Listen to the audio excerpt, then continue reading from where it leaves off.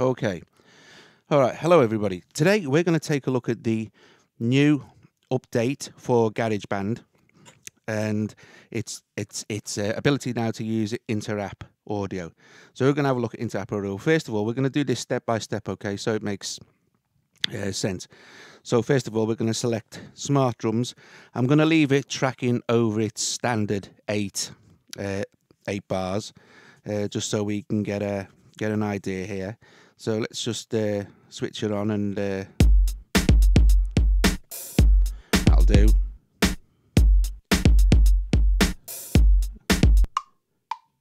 Okay, so what we're going to do is we're going to record 8 bars of the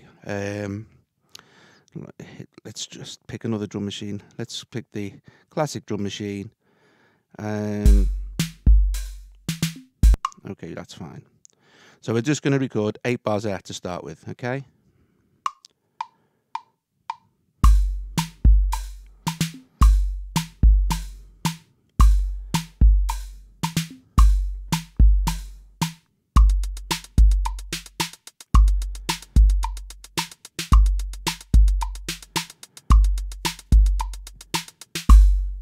Okay, so we now have our 8 bars of our little drum pattern that we've just recorded.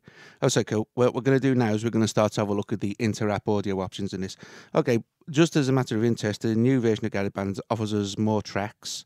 Is audio bus compatible, obviously, and the ability to use inter-app audio. Okay, for this I'm using the Arturia Analog Lab MIDI controller, so that I'm not all over the keys. Okay, so let's just add an instrument now, and let's go to this new section here, which is inter-app audio apps. Okay, so we hit this, and this will give us our available instruments here. Okay, so a couple of points here, I couldn't get Alchemy to work. That's all. It just didn't recognize it, but we'll have a look at that if we have time. And also, Nlog wouldn't boot up from inside the GarageBand. It'd load, but there was no sound. So I'm going to make a suggestion now that you choose the instrument you want to use first, exit GarageBand, boot it up, and then go back in. And that seemed to work fine. Okay, so not only do we have instruments here, we have the available inter-app audio effects, which at the moment are dub, space, and voice synth. Okay, so first of all, let's just select...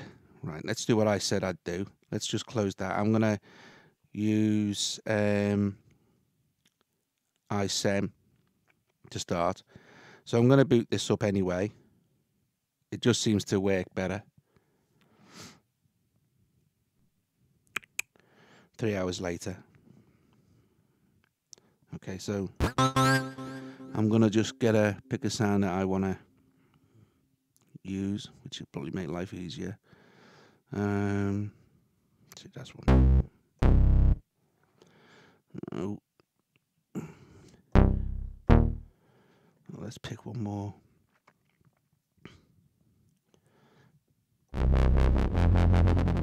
Okay, that'll be fine. So anyway, so we can just exit that now. Let's just go back to GarageBand. Now let's select iOS7, which we now have loaded up. Okay. Now here you can see that you have the inter-app audio strip. Let's just head on back to GarageBand and see what's going on here. So this is what happens, okay? So you have this little thing here. So you can hit the button there, and it tells you inter-app audio, and it's connected to a stereo channel. So first of all, let's hit inter-app audio. And there we can again select the instruments. Okay, and now this is pretty cool. We can select the effect from here as well. So let's put space in as an effect. Oh, and I actually forgot to load space. So let's just see if that works. Okay, so we can go back there and go back to there, and we can see that space has now appeared next to iOS7. So let's just head on over and see if, well, you can hear there that space is loaded up fine, and is now applying its effect to Minilab. Okay, so we have our little pattern. Let's record some stuff.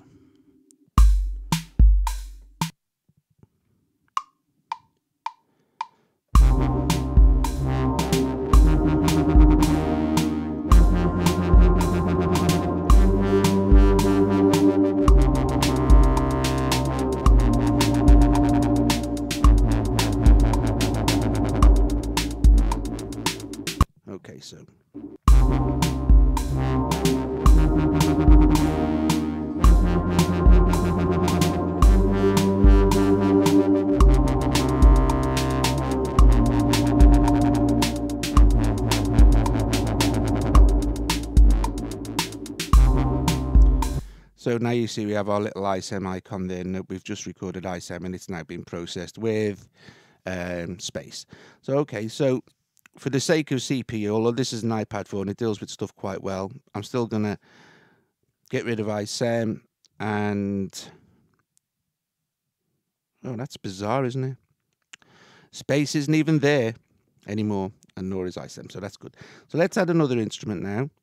I'm going to add nlog. So first of all, I'm going to find that, and I'm going to boot it up first, because when I did this earlier, okay, it wouldn't read the sound. I'm going to stick with that sound because I like it. Okay. And then I'm going to put in dub. So I'm going to switch it on first. Okay, so you can hear that. So let's get rid of that for a sec.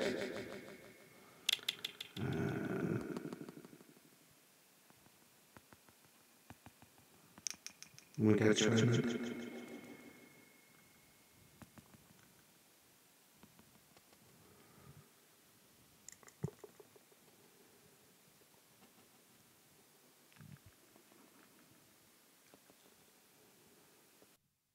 Okay, so now we've got rid of the terrible talkback, because I've gone into inter-app audio mode and I'm monitoring through GarageBand, obviously. So now, hopefully, we should have dub affecting nlog. So we haven't. So here's some of the problems that you're going to encounter. Okay, so let's see if we can sort that out. Okay. We're receiving no input or output. Okay, so forget that. I'm going to try and close dub out completely. Go back to... Right, now I've got nlog back. Now let's see what happens if... Okay. Let's open this. Let's see if we apply dub the way we applied space, see if that works. So inter-app audio, effect, dub. Okay. Okay, that little clicky thing says we might be in luck here. So let's go back to there. Let's go back to this. Yeah. Okay, we've got dub applied to that now. So let's just apply another preset. Let's apply drifting loop.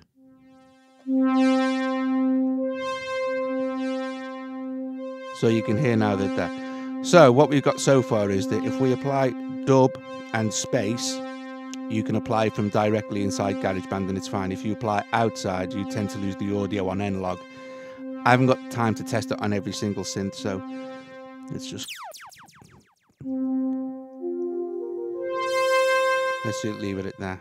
Okay, so down here now we can record directly into GarageBand. So let's try that from here, okay?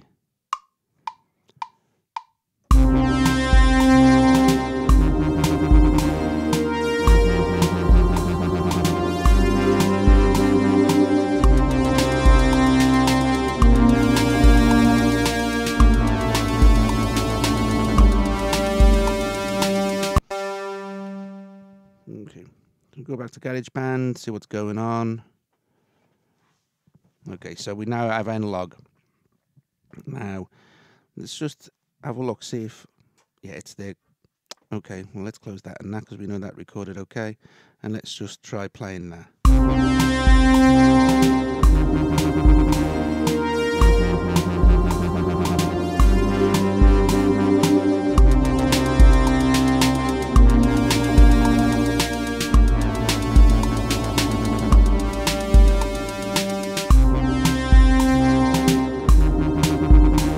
So that's obviously worked okay. Okay, so let's add something else to see what we can get away with. Let's do another what's it. Now, I know Nave worked okay earlier. I'll tell you what, let's see if we can... I'll show you what happens with Alchemy if you try to boot up Alchemy. So this is what happens if you try and boot it up directly from inside GarageBand in the inter-app audio section. Not a great deal. Something will happen, though. In about 3 days. Okay, so it says app not available. The inter-app audio you have selected is not available at this time. Okay, I don't know if it's something to do with an implementation thing. But even if I do this and go and find Alchemy, I really need to sort this out. Okay, so now there's Alchemy. We know that we've got something.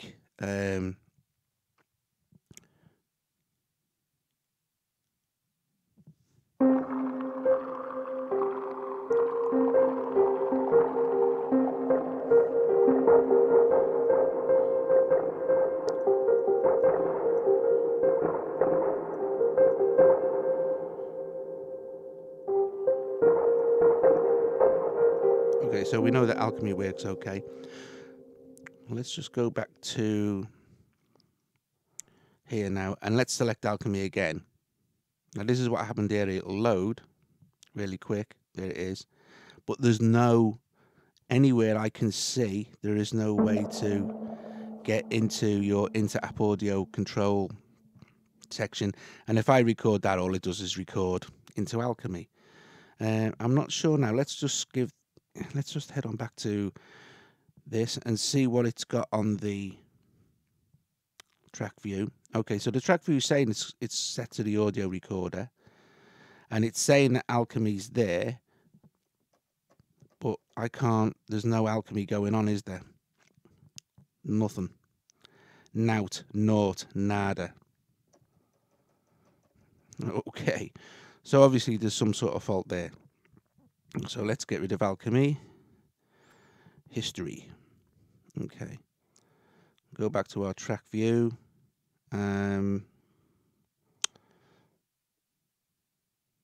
Sorry. Let's try one more instrument. Okay, so let's try Magellan. See if that boots up okay. So back. Ah, now that's loaded all right, that's fine. And we are on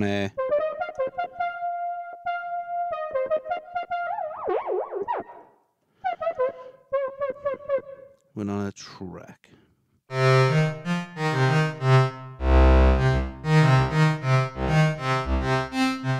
So that works fine. And you can see now that you have your inter-app audio controls here in Magellan that you can close and open. So just for the sake of one more thing, see how it works.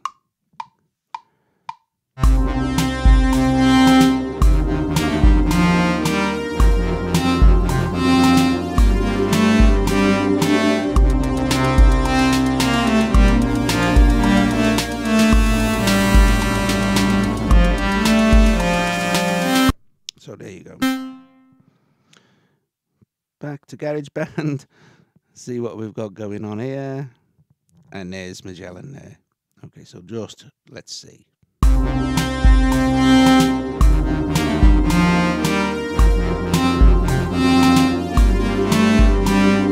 So yeah, there you go. It works fine. It looks nice. It's the new update. Hope you guys enjoyed this. You can see how fairly simple it is to set up your track. Obviously, you know, you hit your little plus button here if you want to extend your bars and all the rest of it, and or make it freestyle. Okay, so I hope you'd enjoyed that, and I'll see you guys later.